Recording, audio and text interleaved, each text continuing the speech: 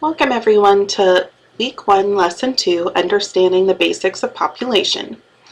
Within this lesson, you're going to see a lot of maps, and you're going to see a lot of charts. However, if you have any questions, just remember you can pause the video to complete writing your notes.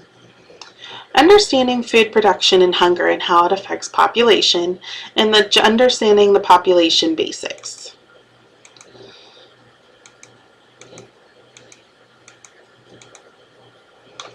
Food resources. Where is the sun, water, and soil proficient for creating enough food for the population?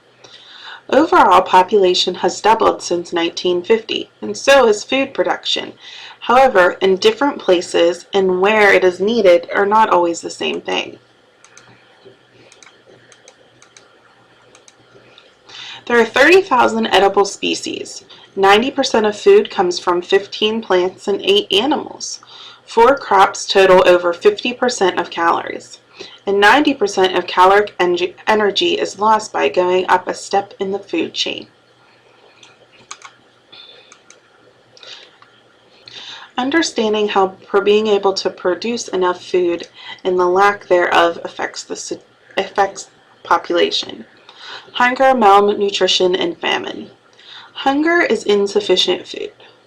Malnutrition is the wrong kind of food, such as having an insufficient amount of vitamins, too much or not enough, and it also is a long-term problem. Famine. Famine is the inability to get food. It's more localized, and temporary. Poverty is greater than the food shortage. Drought or natural disaster, and political conflict or displacement are all causes for famine.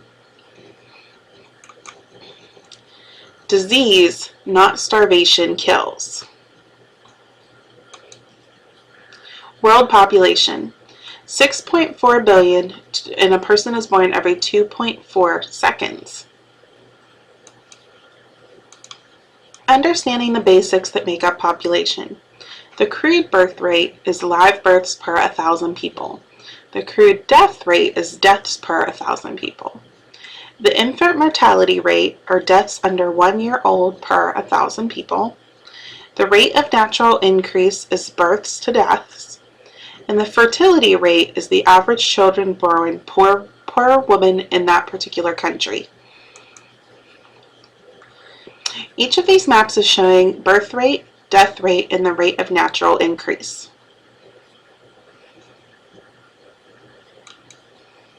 The fertility rate. The total fertility rate, as you can see on this map. When looking at the United States, you are noticing that we are 2.1 to 2.5. In comparison, if you look at parts of the continent of Africa, you're seeing 4.1 in the blue and more than 6 in the green. Understanding the rapid growth found in Africa. This chart is showing how the young dependents, the forced labor, and the old dependents make up the population.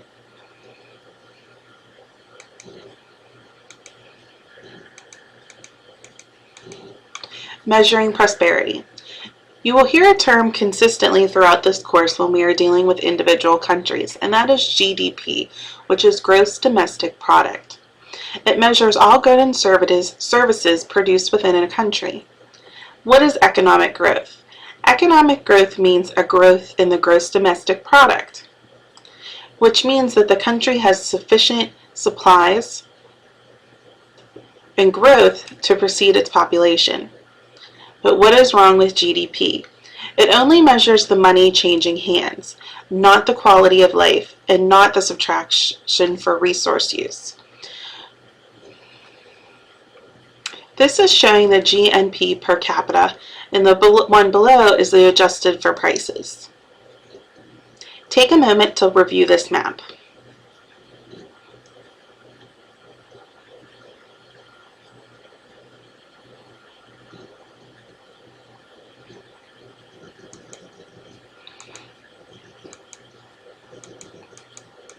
Measuring prosperity. How do we know how we are standing per GDP? That is under the HDI, which is Human Development Index. It affects the life expectancy at birth, the education, the literacy and years of school, and the standard of living all together to figure out how prosperous a country is. This map is interesting because it's showing the Human Development Index pictorially. As you can see, the United States is rated at 0.80 and above. However, when you look at other parts of the world, who can you see that is less than 0.60? How many countries are you seeing that fall somewhere in the middle? Understanding gender and how it affects population. Social, not biological difference. Gender roles are often tied to economic activity. Pre-agriculture areas or even responsibilities. Plow agriculture gave men land rights, and industrialization kept women at home.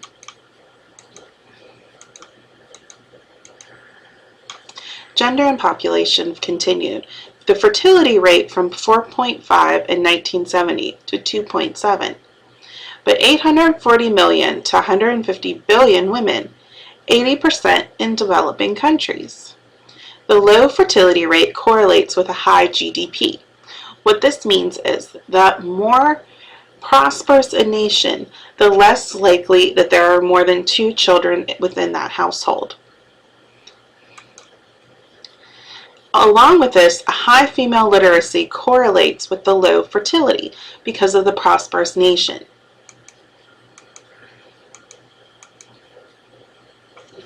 Gender and health.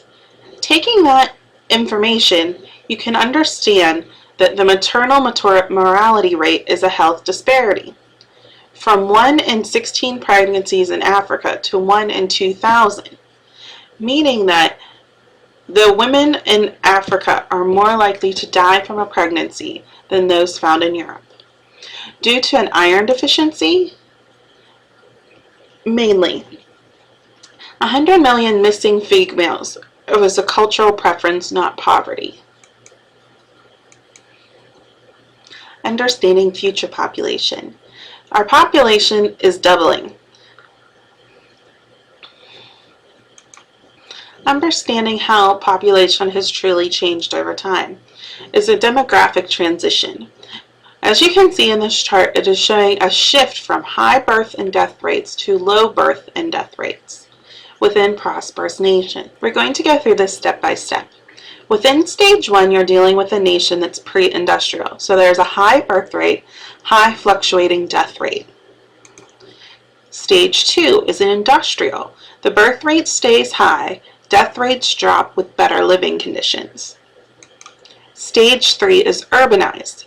Birth rate drops, death rate stays low, growth begins to taper off.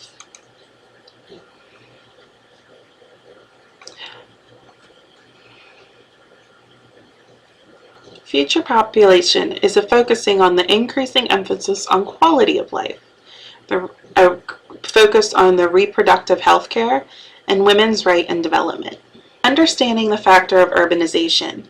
Just under half of the world population is considered urban, but most growth is in the cities. Overcrowding, food security, and health. Historically, it follows industrialization, meaning that the area is going from a focus in farming to a focus on production. The Industrial Revolution occurred in Europe within the mid-17th to 18th century. In North America, it occurred between 1850 and 1910.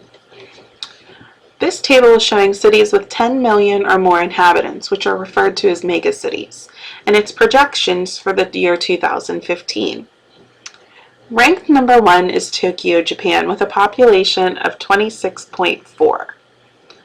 However, let's take a look at where cities in the United States fall in comparison. New York City is found at number 6, and Los Angeles is found at number 8. Let's take a look at where we are going to be in 2015 as a projection. Los Angeles will be number 14, and New York is going to be number 9. Focusing on urbanization in megacities. Once again, this is a population over 10 million. It is disproportionately large economic activity.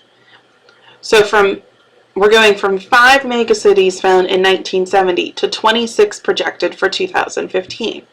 There are going to be strong income disparities between the people that live here, environmental and health problems because it's going to be a lot of people in a small area, and the lack of infrastructure, which is a problem right now for the United States, as we do not have the infrastructure that supports our society. Currently, you're taking a look at the U.S. and world population clock according to the United States Census Bureau.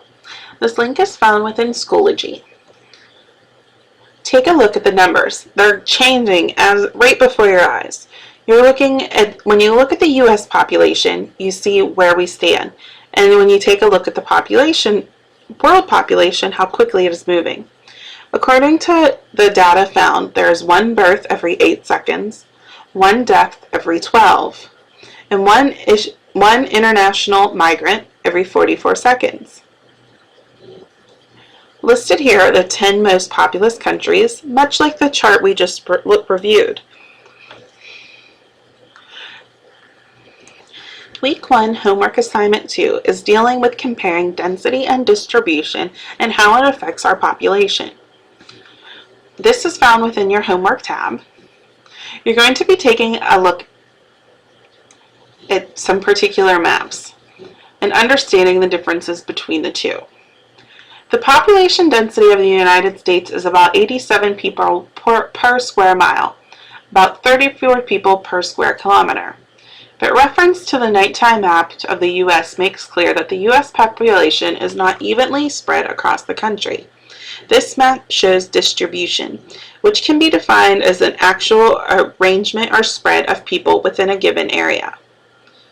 Using this map and a few others, you're going to complete the following activity.